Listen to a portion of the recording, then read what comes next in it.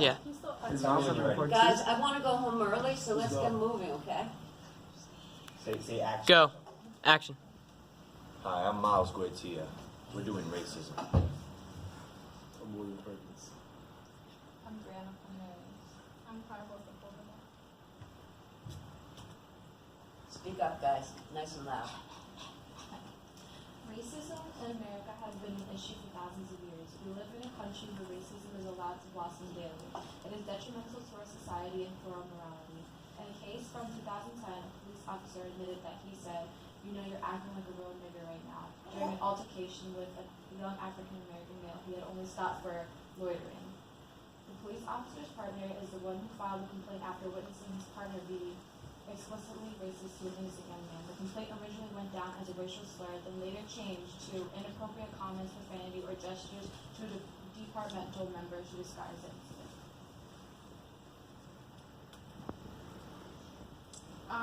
Anti-racism in the past versus racism today. Back in the past, we had slavery. We also had lynchings in the 1920s, which followed by the Civil War. And lynching was a way to keep blacks in their place, and most of them considered hanging blacks or like shooting them. They also had race riots, so the whites would storm into black neighborhoods and burn and kill whoever they found. And then today, immigrants are getting told to go back to their country, and blacks are getting harassed and murdered by cops. We also have injustice. We were raised in a country where we were taught that everyone's equal, but I find that to be a misconception because it's impossible for everyone to be equal when people from different races are basically looked down upon and don't have the same rights as, you know, whites. And then I showed a video. I have a video.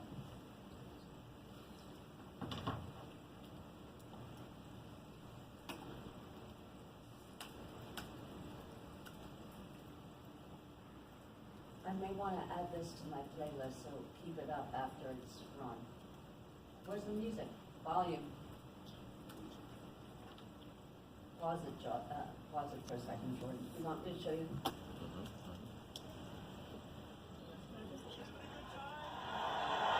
USA! USA!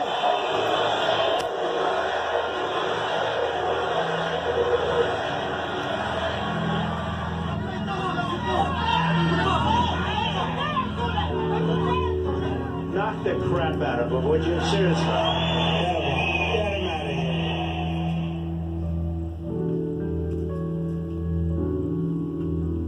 In the good old days, this doesn't happen because they used to treat them very, very rough. And when they protested once, you know, they would not do it again so easily. I'd like to punch him in the face, I'll tell you.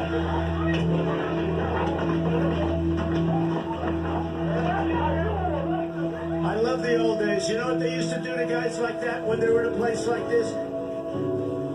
They'd be carried out on a stretcher, folks.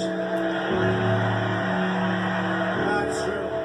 Knocking the hell out of that thing, pal. The next time we see him, we might have to kill him. In the good old days, they'd rip him out of that seat so fast.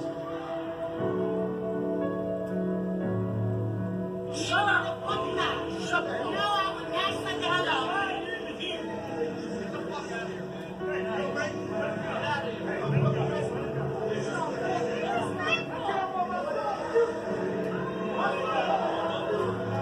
In the good old days, law enforcement acted a lot quicker than this.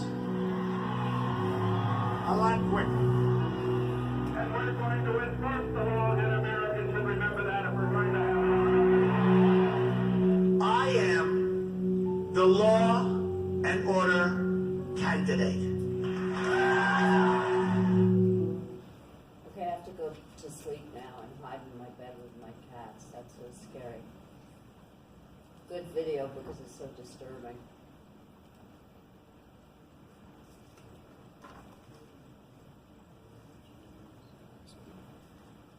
Speak up loud because Jordan's taking it. Some causes of racism. There can be many different ways as to why and how racism can arise. One big form is lack of self-love, the feeling of unworthiness and desire to feel superior. As generations pass, it is noticed that the worse the crimes get, the less love we have for each other as separate races. Ignorance is seen across racist people, and they act on whatever it is they feel in the moment. The fear of sharing power among others is big when it comes to social grouping. Some racial groups stick together and gang up on others just to show they have power and no one else can attain that power. It just goes to show that causes can be detrimental to how people act and react on different situations.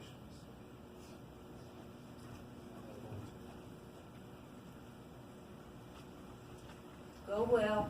Go Will. Racism has always existed, even back during Christopher Columbus in 1492. One of the major causes of racism in America today is certain people feel that a sense of superiority being passed on from generation to generation.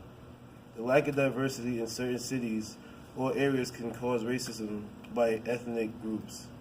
This can also lead into hate crimes, which can cause injury or even death.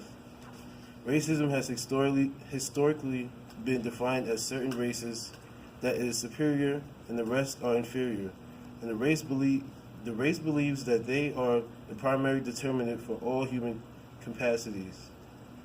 When babies are born, they are not determined by who you are or by the color of your skin.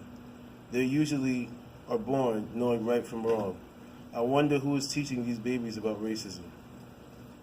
According to CNN in 2004, the percentage of Americans over the poverty line was 12.5%.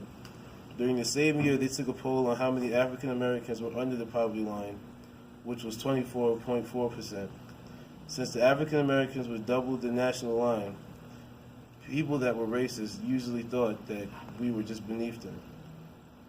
And they really thought that we was just poor, but they didn't get to really fully understand the full percentage of it. In the essay, Black Men in Public Space, the author finds people that was threatened by him because he was black. They saw him as a person who can be a danger to society, and they usually distance themselves from them. In a study in Michigan, the study in the University of Michigan stated that 45% of whites think blacks are lazy, 29% think blacks are unintelligent, and less than 1 in 5 think blacks are hardworking. And 56% of whites feel that blacks would rather live on welfare than work.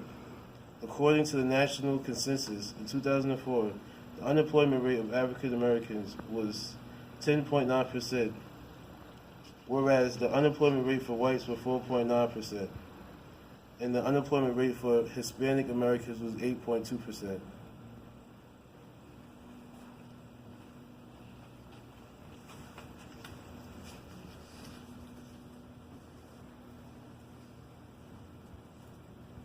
Racism in the media is unacceptable because it gives a particular race a certain set of characteristics that are made up to stereotypes. It basically states that all people of the same skin color act exactly alike. Some examples are the shows Everybody Hates Chris, which depicts family in Brooklyn during the 1980s who are in the lower class and struggling. The father works 2 jobs and is very cheap while the mother stays home or does some sort of activity with her friends. The kids go to school and get into fights with each other daily. Chris's daily struggles depict how a young African-American life should look like.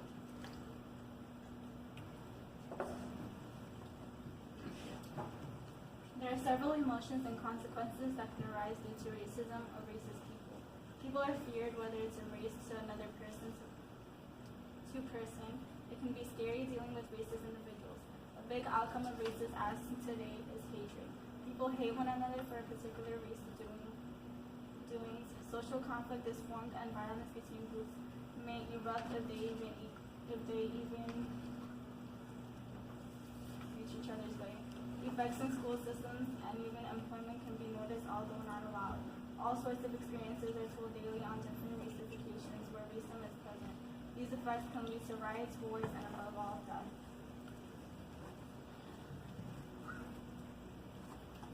As far as ending racism, there is a saying that goes, you can fix a broken mirror, but you can still see the cracks in the reflection.